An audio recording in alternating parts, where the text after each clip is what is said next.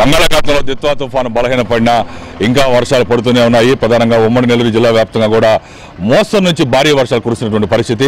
ప్రధానంగా నగరంలో అయితే లోతట్టు ప్రాంతాలన్నీ కూడా మునకు గురయ్యాయి. మనం ప్రస్తుతం నెల్లూరు నగరంలోని తలపగిరి కాలనీ వద్ద ఉన్నాం. ఇక్కడ మనం చూడవచ్చు ఈ చుట్టూ అంతా కూడా జల దిగ్బంధంలో చిక్కున్నటువంటి పరిస్థితి.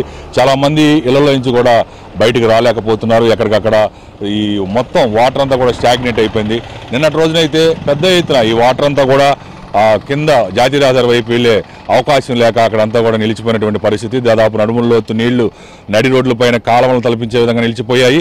అయితే మున్సిపల్ అధికారులు సిబ్బంది మరోవైపు టీడీపీ నేతలు కార్యకర్తలు కూడా యుద్ధ ప్రాతిపదికన సహాయ చర్యల్లో పాల్గొని మొత్తం కూడా వాటర్ అంతా కూడా బయటకు పంపించడం జరిగింది. రాకపోకలకైతే ప్రస్తుతం రోడ్ల మీద వాటర్ అయితే వెళ్ళిపోయింది. కానీ ఇక్కడ చుట్టుముట్టినటువంటి వాటర్ పోవాలంటే దాదాపు ఒక వారం 10 రోజులు పట్టేటట్టుంది.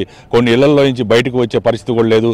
ప్రధానంగా నెల్లూరు నగరంలోని తలపగిరి కాలనీ అలాగే విక్రమ్ నగర్ ఎన్టీఆర్ చంద్రబాబు నగర్ వైఎస్ఆర్ నగర్ కొత్తూరు కాలనీ ఇవన్నీ కూడా ఇదే పరిస్థితిలో మునిగిపోయినటువంటి పరిస్థితి. మనము సిద్ధినగర్లో నుంచి ఇళ్లలో నుంచి బయటకు వచ్చే పరిస్థితి కూడా లేదు.